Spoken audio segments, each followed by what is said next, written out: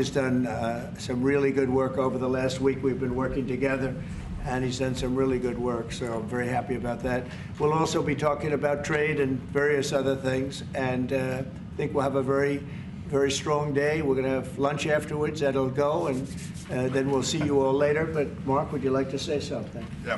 First of all, thank you so much, Mr. President, dear Donald, again for hosting me, and but also for taking time in Florida a couple of weeks after you were re-elected. That's right. And of course, our phone call a couple of weeks ago. And I must say, Trump 45, you basically originated the fact that in Europe we are now spending, when you take it to aggregate, 700 billion more on defense than when you came in office in 2016, 2017. But that was Trump 45. But then when you look at Trump 47, it's gonna be hard to tell. What happened the last couple of weeks is really staggering. The Europeans committing to a package of 800 billion defense spending. The Germans now, potentially up to $500 billion extra in defense spending. And then of course you had Keir Starmer here, the British Prime Minister, and others, all committing to much higher defense spending. We're not there. We need to do more, but I really want to work together with you in a run-up to the The Hague Summit to make sure that we will have a NATO which is really reinvigorated under your leadership, and we are getting there. We also discuss defense production because we need to produce more weaponry. We are not doing enough. And not in the US, not in Europe, and we are lacking behind when you compare to the Russians and the Chinese. And you have a huge defense industrial base. Europeans buying 4 times more here than the other way around, which is good because you have a strong defense industry, but we need to do more there to make sure that we ramp up the production and kill the red tape. So I would love to work with you on that. And finally, Ukraine, you broke the deadlock. As you said, all the killing, the young people dying, cities getting destroyed. The fact that you did that you started the dialogue with the Russians, and the successful talks in Saudi Arabia now with the Ukrainians. I really want to commend you for this. So, The Hague is my hometown. I love to host you there in the summer and work together to make sure that will be a splash, a real success, projecting American power on the world stage. What Mark is saying is when I first went to NATO, my first meeting, I noticed that very few people were paying. And if they were, they weren't paying their fair share. There were only 7 countries that were paying what they were supposed to be paying, which was... Yeah, it's even worse. Could be even worse. But there were just very few countries that were paying, and even the paying, it was at 2%, which is too low. It should be higher. It should be quite a bit higher. But you had Poland, and I remember Poland was actually paying a little bit more than they were supposed to, which I was very impressed with. They've been actually terrific, and some of the others. But most of them weren't paying, or they were paying very little.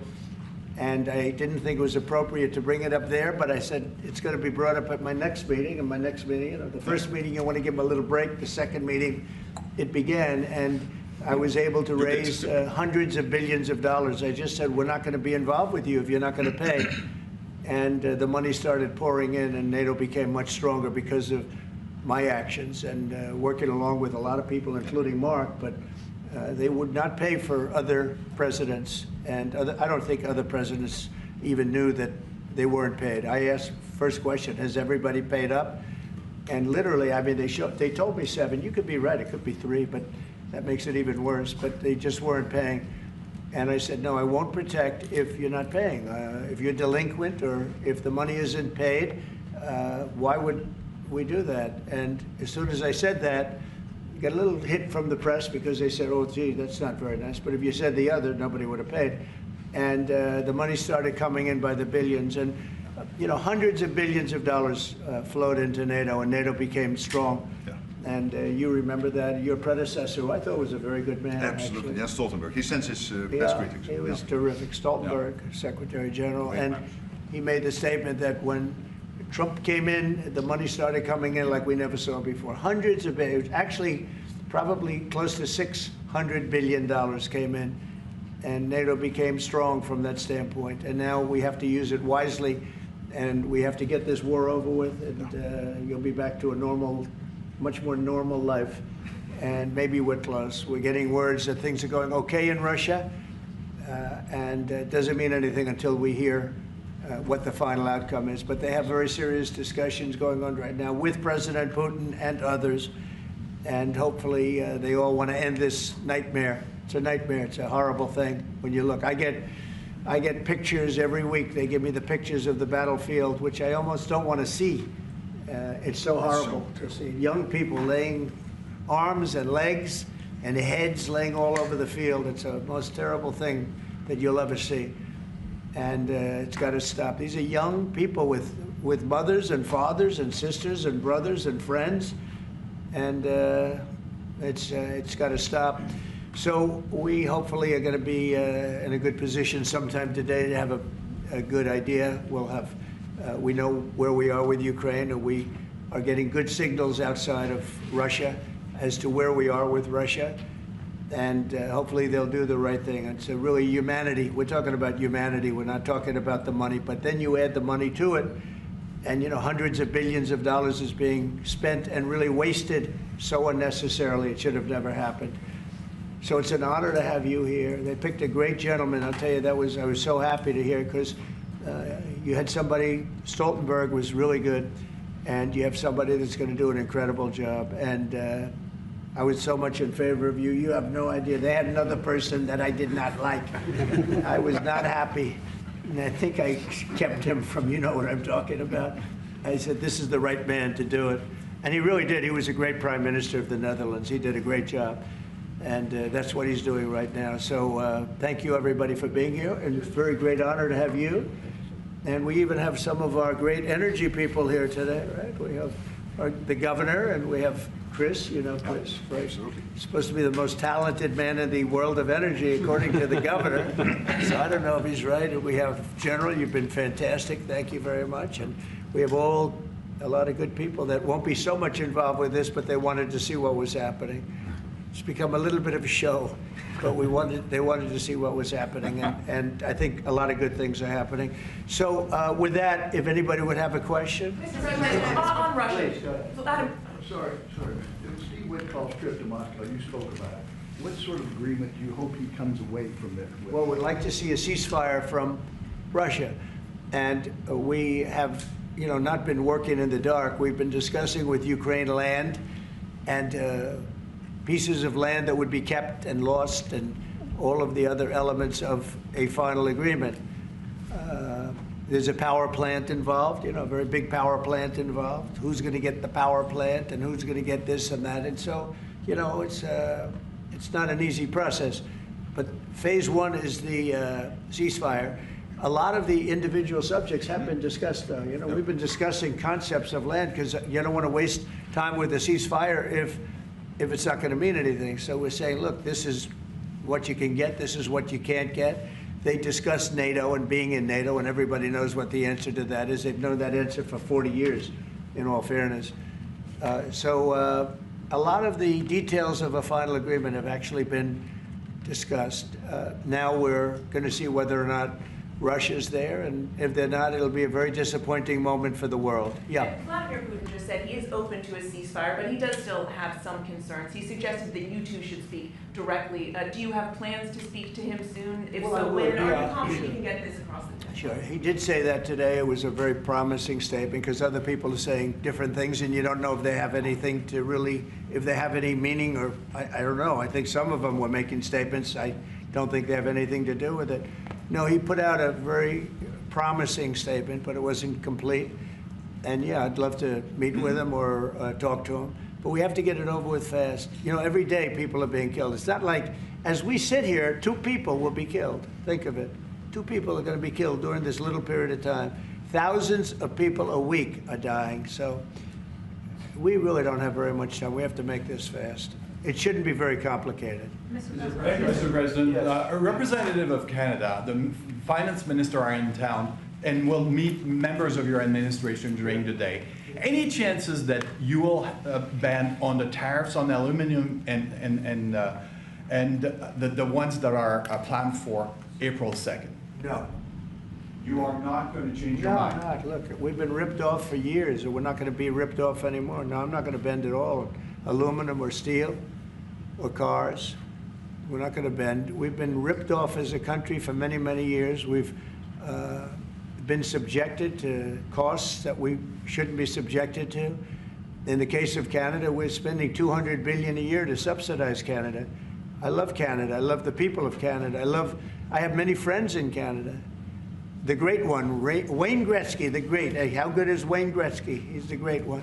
But we have, I know many people from Canada that are good friends of mine. But, you know, the United States can't subsidize a country for $200 billion a year. We don't need their cars. We don't need their energy. We don't need their lumber.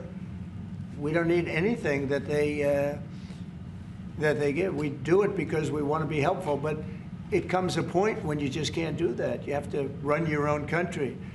And to be honest with you, Canada only works as a state. It doesn't. We don't need anything they have. As a state, it would be one of the great states anyway. This would be the most incredible country visually. If you look at a map, they drew an artificial line right through it between Canada and the U.S., just a straight artificial line. Somebody did it a long time ago, many, many decades ago, and makes no sense. It's so perfect as a great and cherished state. Keeping "O Canada," the national anthem. I love it. I think it's great. Keep it. But it'll be for the state, one of our greatest states. Maybe our greatest state. But why should we subsidize another country for $200 billion? It costs us $200 billion a year. And again, we don't need their lumber. We don't need their energy. We have more than they do. We don't need anything. We don't need their cars. I'd much rather make the cars here. And there's not a thing that we need. Now, there'll be a little disruption, but it won't be very long. But they need us. We really don't need them. And we have to do this. I'm sorry, we have to do this, yes. Mr. President, Yeah. you have made it very clear that NATO needs to step up, although great progress has been made in your first mandate. How do you envision this new transatlantic? Are you talking about NATO stepping up? Well, NATO is stepping up through this man. This man is a man that only knows how to step up. And we have the same goal in mind. We want the war ended. And he's doing his job. He only knows how to do a good job. That's one thing. That's why I fought for him to get that job. Because they had some other candidates that I'll tell you would not have done a very good job. I need this part of the movie for my family. So we'll get you a clip. We're going to get him a clip of that little last statement. The rest of the statements he doesn't care. Sir, how does this new transatlantic cooperation, how do you envision it? Well, we have, that's one thing. I mean, you know, we're on the other side of the ocean. And they're right there. And yet we're in for $350 billion because of Biden. And they're in for $100 billion. So it's a big difference. And it's unfair. And I said, you have to equalize. They should equalize. They should have. It should have never happened where Biden just gave this money away. Now, as you know, we have an agreement with Ukraine on the rare earths and other things, and that'll get us something back, a lot back. It'll get us our money back. We're not doing it for that, though. I'm just doing this to get the war stopped. I'm doing it really to save lives, but at the same time, we were treated very unfairly, as we always are by every country. And we're in for very substantially more than the European nations are in for, and that shouldn't be. You know, they're much more affected by it than we are, because we do have an ocean in between. But I don't know. I think good things are going to happen. I really do. I think good things are going to happen. I do say, we were talking before, and Mark was very nice. He said, if you would get involved, there would be nothing. You'd just be going on. This thing would have gone on for a long Breaking time. a deadlock. It was crucial. Yeah, we broke a deadlock. We did break a deadlock. I hope it's meaningful. Yes, did you have one? Yeah. Yes, sir. Thank you, Mr. President. Amanda Head with Just the News. On the southern border, you've got DHS and ICE who are reporting that there was a little bit of fudging of numbers during the Biden administration on both the catch and the release side with respect to reporting the number of illegals coming into the They country. cheated on the numbers. The numbers were, I love that question. Who are you with? Just the News, Amanda Head. Very nice. That's good. That's Do you good. know how many of those are criminal illegal aliens? Many And of Biden's out of office, Alejandro Mayorkas, who gets No, held Biden accountable? fudged the numbers. The numbers were totally fake. And he gave fake numbers. I knew they were fake. Everybody knew they were fake, but now it came out. And terrible what they did. That administration was a horror show for this country. Can you hold anyone accountable? Well, I don't know. They gave phony numbers, and phony numbers are a very bad thing to give, but I'm not sure about that. I don't know how it would play. We want to get it straightened out. We're after many, many bad people that were let into our country, and Kristi Noem and my friend Homan. How good is Tom Homan doing, right? And they're after him, and I mean, you see they're taking him out in record numbers. Gang members, gang leaders, drug dealers. This is a problem the Netherlands does not have. The Netherlands never had this problem. If you'd like to take it, I could deliver some people. I could deliver some nice people to the Netherlands if you'd like. I'm not sure. No, what he did to this country, letting 21 million people flow through an open border. Many of those people were hard criminals from prisons and jails, from mental institutions, and I always say insane asylums because they were seriously deranged. And they're here from, not South America, from all over the world. From South America, but from all over the world. And it's so sad. You'd say, why would anybody do this? Why? Yeah, go ahead. And one more, there's some new internal Democrat polling that doesn't look great for Democrats, but it also has 54% unfavorability for Republicans in swing states and battlegrounds for the midterms. Do you consider those voters capturable for Republicans? Yeah, well, we did, you know, I won every swing state, as you know, by a lot. And I won the popular vote by a lot. And we won the counties. If you look at the counties and district plan, we had 2,725, and they had 501. That's why the map is all red. So we had a great thing. Yeah, I think winning from the Democrats, I saw, if you look the other night, I made a speech, and I introduced two young ladies who were killed, viciously, violently killed. Young, unbelievable, both outstanding people. They were killed by illegal aliens. And the Democrats wouldn't get up and applaud. The mothers were, I mean, inconsolable. They were crying, and everybody was crying. The Democrats sat there with stone faces. They didn't clap. They didn't stand. They didn't do anything. We had a young man with very serious cancer. His dream is to be with the police department someday. And he was introduced. They didn't even clap. Yeah, I mean, they were disgusting, frankly. They were disgusting. There's something wrong with them. They're deranged. They're deranged, like Jack Smith. They're deranged people. And I never saw anything like it. I'm standing up, and I introduced the mother and the parents of these two young girls that were just recently essentially killed, violently killed. And the Democrats are like this. It's so sad.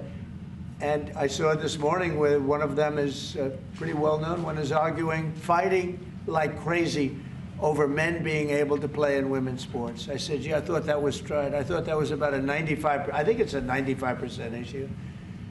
But in a way, I want them to keep doing it because I don't think they can win a race. And I tell the Republicans, I said, don't bring that subject up because there's no election right now. But about a week before the election, bring it up because you can't lose. And everything's transgender this, transgender that. You know, they have bad politics, but one thing, they stick together. You know, I wish, and the Republicans stick together mostly, but we have a couple that are grandstanders. You know, you always have grandstanders in life. But the Democrats, they have grandstanders, but when it comes to a vote, they do stick together, right? Yes, sir. It seems like they'll stick together on the shutdown. Will that hurt Democrats going into midterms? Well, if they do a shutdown, and ultimately that might lead to very, very high taxes, because we're talking about a shutdown, we're talking about getting to work immediately on the greatest tax bill ever passed. That was the one we did. It was a renewal, and it's an addition to it. And we're going to cut people's taxes. And if we don't open, the Democrats are stopping all of these good things that we're providing. We're providing the greatest package of benefits that this country's ever provided. The biggest part of that's going to be tax cuts for the middle class and for businesses, small businesses, employers, people that hire people in jobs. And if it's shut down, it's only going to be, if there's a shutdown, it's only because of the Democrats. And they would really be taking away a lot from our country and from the people of our country. Mr. President, on tariffs, you made clear you're not backing down from this, but many American small business owners say they are concerned that these tariffs are going to hurt them. What's your message to them? They're going to be so much richer than they are right now, and we have many. Yesterday, General Motors was in. They want to invest $60 billion. The people from Facebook were in yesterday. They're going to invest $60 billion by the end of the year. Other people are talking about numbers. Apple, as you know, a few days ago announced $500 billion investment. They're going to build their plants in the United States, which, as you know, almost all of their plants are in China. Now they're building in the United States. Look, the reason is two things. Number one, the election, November 5th, and the other thing is tariffs. I think probably in that order. But Tim Cook came in and he announced 500, think of it, 500 billion, not million. 500 million's a lot when you think about it, right? But, well, I would have been happy with 500 million, but it's $500 billion investment by Apple in the United States. And that's because of the election result, and it's because of the tariffs and the tax incentives too, you know, tariffs and tax incentives. And I've never seen anything like it. We have plants going up now in Indiana. We have plants going up in Michigan. A lot of plants going to be planned from. I'm trying to steer them to Michigan because Michigan got so badly beaten by, you know, what happened with Europe. You know, if you look at Europe, take a look at the EU. We're not allowed to sell cars there. It's prohibitive because of their policies and also their non-monetary tariffs. They put obstacles in your way that you can do nothing about. But if you take a look at what happens, so we sell no cars to Europe. I mean, virtually no cars, and they sell millions of cars to us. They don't take our agriculture, we take their agriculture. It's like a one-way street with them. The European Union is very, very nasty. They sue our companies. Apple was forced to pay $16 billion on a case that, very much like my cases that I won. They shouldn't have been even cases, but we felt they had no case, and they ended up having an extremely favorable judge and decision. But they're suing Google, they're suing Facebook, they're suing all of these companies, and they're taking billions of dollars out of American companies, many more than the ones I just mentioned. And I guess they're using it to run Europe or something. I don't know what they're using it for, but they treat us very badly. China obviously treats us very badly. Almost everybody does, and I blame past presidents, to be honest, because when I was president, we received so far about $700 billion from China over the years on the tariffs that I put in. No other president got 10 cents from China. And that was only beginning, except for COVID, I would have been able to finish the process. But we had to fight the COVID thing, and we did really well with it, but we had to fight. And then we had actually, as you remember, Mark, we actually handed over the stock market. It was higher than just previous to COVID coming in, which was sort of a miracle, frankly. We did a good job. But the tariffs are very important. And I think the psychology, there's great spirit. When Mark came in, he said, congratulations, there's a whole new spirit, there's a whole new light over this country and really over the world. Because you have somebody that, a whole group of people really, because I talk about this whole group, that we know what we're doing. And a lot of great things are happening. But I've never seen investment like this. Trillions of dollars is being invested in the United States now that would have never, our country could have failed. Another 4 years of this, what happened in the last 4 years, our country would have been a crime-ridden mess. And I don't know if you noticed, little thing they call it, but it's not a little thing if you don't have, if you like eggs and you don't have a lot of money. Eggs have gone down 25% in the last couple of weeks. We inherited that problem, eggs. Groceries have gone down a little bit. Energy's gone down. Do you want to speak to that for a second, Governor? Would you just say a couple of words, you and Chris, about energy, what's happened? Well, happy to, but I think that Chris and I just came from CERAWeek, which is the largest conference in the world, so global leaders, people from the EU, officials from all the energy-producing countries, all there, and all the global nationals, all the U.S. The spirit of that group is through the roof because now they realize that in the United States that President Trump's policies are pro-developing more energy. as opposed to we're trying to shut down energy. And that pro-growth, pro-business, pro-energy approach is giving people the optimism. So then the markets are reacting to that, and energy prices on the futures market are going to go down because people know we're not going to be killing off the energy we need for prosperity in all of our countries, but also for peace. Because people have used energy to fuel these wars that President Trump is working so hard to end. And we know that high energy prices were driving the inflation that he talked about.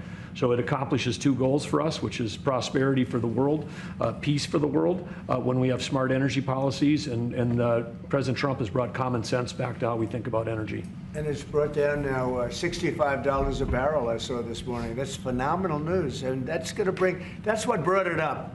The energy they took our beautiful energy policies and they just messed them up. And then they went immediately back to them but by that time they lost it. They lost that bronco, as the expression goes. Chris, do you have something to say? Oh, I think Doug said it well, but you just can't overstate how important the return of common sense, the return of knowledge about energy and pro-American consumers, pro-investment in our country. I think globally that was welcomed. It means capital flows, it means more sobriety and lower energy prices, more economic opportunity for Americans. So yeah, it was an elated atmosphere at a global energy conference. Well, we're working on one project. It should be very easy. It's a pipeline going through a small section of New York. New York's held it up for years, actually, for years. They've wanted to do it for years and years. And it will reduce the most expensive energy almost in the world is in New England, because they have no way of getting it there because it's been held up by New York. And the whole of New England and Connecticut and New York, the energy prices are through the roof. And this one pipeline will save per family $2,500 just on heating and another $2,500 on everything else. So the energy, by just a simple pipeline going through an area that wants it, an area that's not a rich area, it's actually a very poor area, would create jobs and everything else. And it's going to be way underground. Nobody's going to see it. Once they fill it up, nobody's going to see it. Nobody's going to know it's there. And families in New York and Connecticut and New England are going to save $5,000 a family. Think of that. Because right now they have the highest energy prices maybe in the world, they say. New England is a disaster. So we're working on that. In fact, the governor's coming in, Governor of New York, Kathy Hochul, who's a very nice woman. She's coming in tomorrow morning at 9 o'clock. To meet me on that and other things, not only that, but other things. So I hope we don't have to use the extraordinary powers of the federal government to get it done, but if we have to, we will. But I don't think we'll have to. I can tell you Connecticut wants it and all of New England wants it. And who wouldn't want it? And it's also jobs on top of everything else. So that's going to be very exciting. So we're meeting with the governor tomorrow morning. Mr. President, some people question. Thank you, Mr. President. Greenland. What is your vision for the potential annexation of Greenland and getting them potentially to Well, I think it'll happen, and I'm just thinking, I didn't give it much thought before, but I'm sitting with a man that could be very instrumental. You know, Mark, we need that for international security, not just security, international. We have a lot of our favorite players, cruising around the coast, and we have to be careful. And we'll be talking to you. It's a very appropriate, really a very appropriate question. There's an issue in the very high much. north, so the Arctic. So what you did, so when it comes to Greenland, yes or not joining the US, I would leave that outside for me, this discussion, because I don't want to drag NATO in that. But when it comes to the high north and the Arctic, you are totally right. The Chinese are now using these routes. We know that the Russians are rearming. We know we have a lack of icebreakers.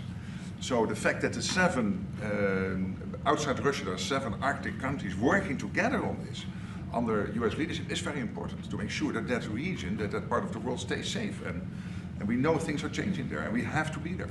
Well, we just had an election there the other day. Do you see a referendum, a plebiscite, where the people of Greenland would be in a position to decide if they want to become part of the United States? Yeah, it was a good election for us, as you know. It was not a referendum. It wouldn't be called that. It was an individual election. But the person that did the best is a very good person, as far as we're concerned. And so we'll be talking about it, and it's very important. Mark mentioned the word icebreaker. So we've ordered, we're in the process of ordering 48 icebreakers. and Canada wants to know if they could use them. I said, well, you know, you got to pay for them. Think of it, Canada. We pay for their military. You know, Canada pays very little for their military because they think we're going to protect them. But even with the icebreakers, so we're going to order 48, and Canada wants to be part of the deal. I say, you got to get your own icebreakers. I mean, if you're a state, you can be part of the deal, but if you're a separate country, you've got to get your own icebreakers. Russia, as you know, has about 40 of them, and we have one big icebreaker, but that whole area is becoming very important, and for a lot of reasons, the routes are, you know, very direct to Asia, to Russia, and you have ships all over the place, and we have to have protection. So we're going to have to make a deal on that, and Denmark is not able to do that. You know, Denmark's very far away and really has nothing to do. What happens? A boat landed there 200 years ago or something, and they say they have rights to it. I don't know if that's true. I don't think it is, actually. But we've been dealing with Denmark, we've been dealing with Greenland, and we have to do it. We really need it for national security. I think that's why NATO might have to get involved in a way, because we really need Greenland for national security. It's very important. You know, we have a couple of bases on Greenland already, and we have quite a few soldiers, and maybe you'll see more and more soldiers go there. I don't know. What do you think about that, Pete? So, don't answer that, Pete. Don't answer that question. But we have bases, and we have quite a few soldiers on Greenland. Mr. President, simple question, your commitment to NATO. Will anything change? Your commitment to NATO. Will anything change? Same amount of money? Well, I think they made a great step by putting Mark in charge. I think, to me, that's a great step, because he and I have seen eye to eye on everything for a long time. We've been doing this a long time now. 9 years now. And so that's a great step. You have to keep NATO strong. You have to keep it relevant. But the biggest thing we have to worry about right now is what's going on right now. I think the rest is going to take care of itself. I don't see this happening. This was a fluke. This was something that, if we had a competent president, it would not have happened. The man was grossly incompetent. All you have to do is take a look at, he signs by AutoPen. Who was signing all this stuff by AutoPen? Who would think you signed important documents by AutoPen? You know, these are major documents you're signing. You're proud to sign them. You have your signature on something. In 300 years, they say, oh, look, can you imagine? Everything was signed by AutoPen, almost everything. Nobody's ever heard of such a thing. So, should have never happened. Tomorrow with the Justice Department about law and order, could you tell us a little bit about that? Yeah, we're going to be with the Justice Department. We have a great Justice Department. Pam Bondi is so fantastic, and Todd Blanche, and Emil, you got to know him a little bit. He was acting for a little while. And some other people are incredible in the Justice Department, and I consider the FBI to be a part of it in a sense, and Cash is going to be fantastic, and all the people. Dan Bongino, I love that. I mean, I love that. I think Dan is great. I think we have unbelievable people, and all I'm going to do is set out my vision. It's going to be their vision, really, but it's my ideas, and basically we don't want to have crime in the streets. We don't want to have people pushed into subways and killed, and then the person that did the pushing ends up in a 15-year trial and gets off scot-free. We want to have justice, and we want to have safety in our cities as well as our communities. And we'll be talking about immigration. We'll be talking about a lot of things, the complete gamut. So I look forward to that. That'll be tomorrow at the Justice Department. Mr. President, you're a man of peace. You said it several times, and you made it very clear. A man of peace dealing with belligerent people. Yeah. And I'm thinking, we saw how you handled Zelensky in this very own room. What is your leverage on Putin? Are you thinking sanctions? What if he refuses to? Well, I do have leverage, but I don't want to talk about leverage now, because right now we're talking to him, and based on the statements he made today, they were pretty positive, I think. So I don't want to talk about that. I hope Russia's going to make the deal too.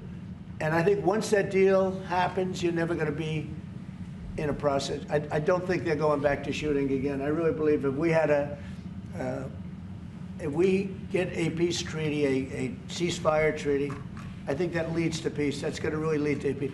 I don't think anyone wants to go back. They've been doing this for a long time, and it's vicious and violent. And I think if President Putin agrees and does a ceasefire, I think we're going to be in very good shape to get it done. We want to get it over with. That's why it was very important what I instructed everybody, including Steve, what we're looking for, to discuss concepts of land, concepts of power plants, because it's complicated. You know, you have a whole, you're sort of creating the edge of a country.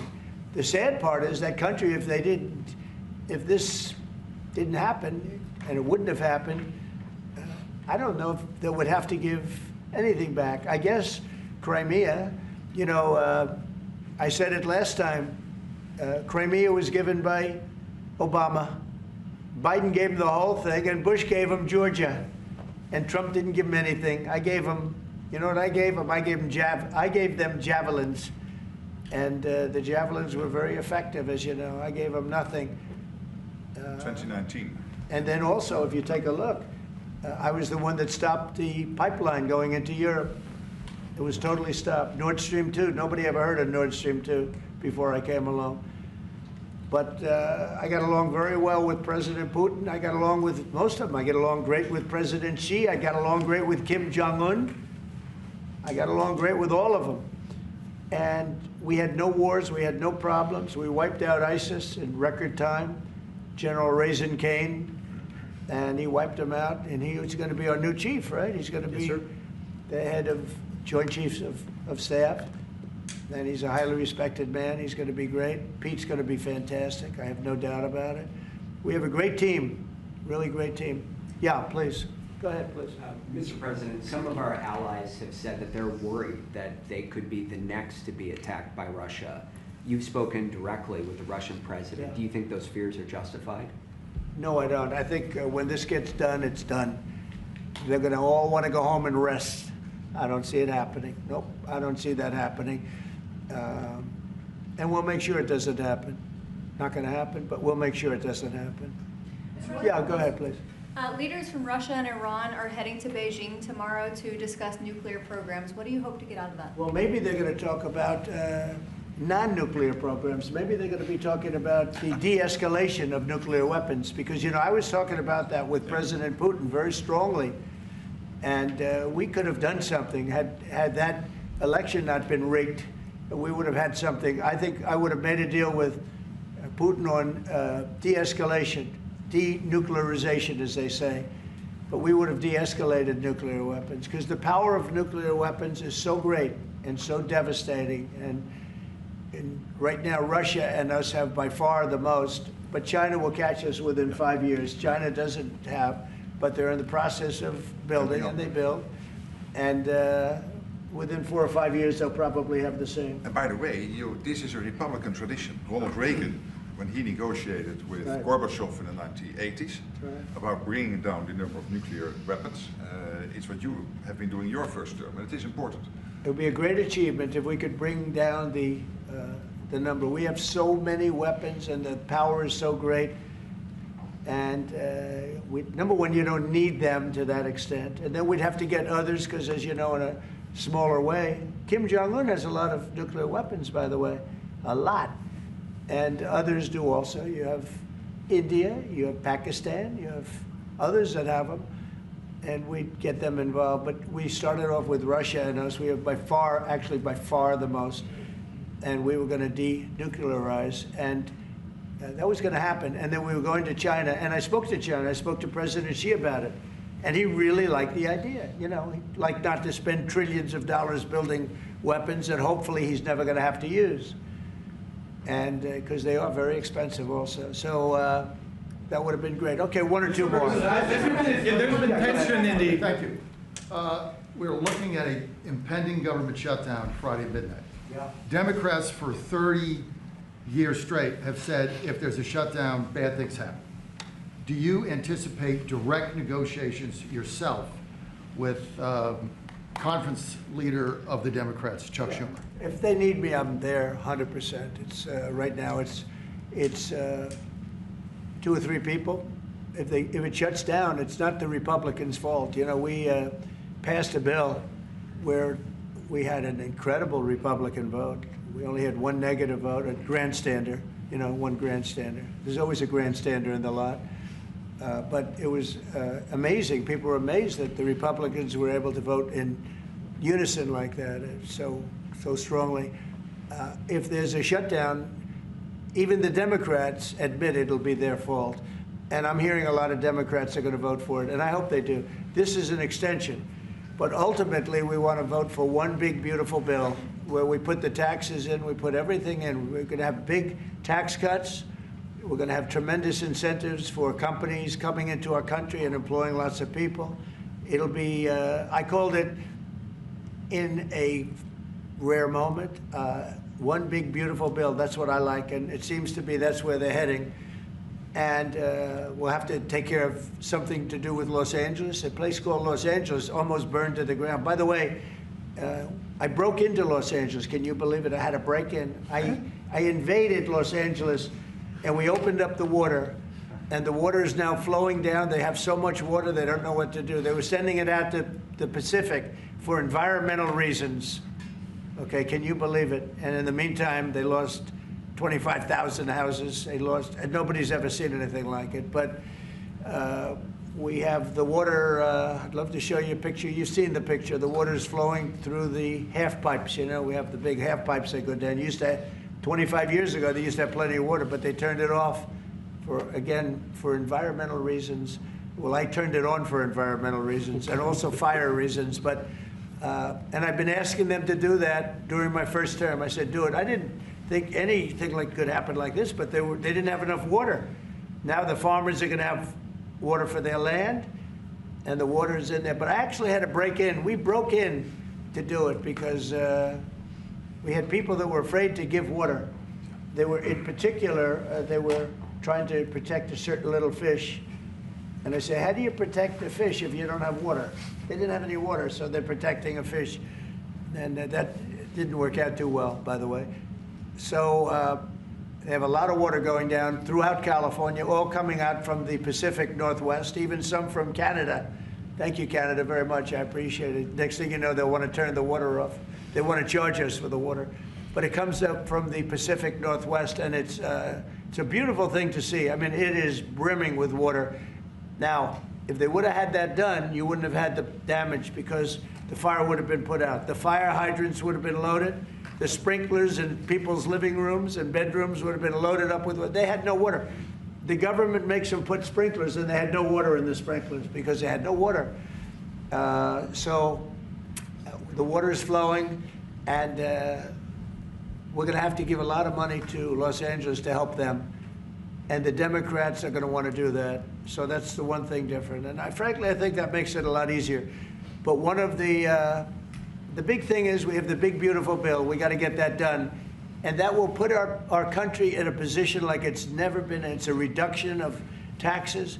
It's tremendous incentives for companies to come from all over the world into our country. It's great environmentally. But it's not this environmental scam that we went through, that we all went through. It provides for everything. It's a big, beautiful bill, and I hope we can get it approved, and that'll be next. But in the meantime, we have the continuing resolution, and the Republicans have approved it, and now the Democrats have to approve it, and I hope they will. And I think a lot of them, I can tell you, they want to. I've spoken to some of them. They really want to. Their leadership may not want them to. And if it closes, it's purely on the Democrats. One more? On Korea, sir, we've seen tension increasing in the peninsula. You've talked about Kim Jong-un. Do you have any plans of re-establishing the relationship you had during the first mandate? Well, I would. I had a great relationship with Kim Jong-un, North Korea. If I wasn't elected, if Hillary got in, you would have had a nuclear war with North Korea. He expected it. He expected it. And they said, oh, thousands of people. No, millions of people would have been killed. But I got in. We went to Singapore, we met. We went to Vietnam, we met. We got along really good. We had a very good relationship, and we still do. We still do. You don't have that threat that you had. I mean, look, when I was running the first time, it looked like there was going to be a war with North Korea. You know that better than anyone. Tensions were high. Yeah. And And everybody it started was startled that you invited him for talks, Right. but you did. It started off very rough, and he wouldn't meet with Obama, wouldn't take his calls. I said, how many times did you call? They called a lot. He wouldn't take their call. He told me I wouldn't take his call. But with me, it did start off rough, if you remember. Very rough, actually, very nasty. There was a Singapore. And yeah, but then, no, before that, then it stopped. The rhetoric was extremely tough. It was. You had it a was a speech little in bit the UN, I remember. Yeah, that's right. It was a little bit dangerous. And then we met.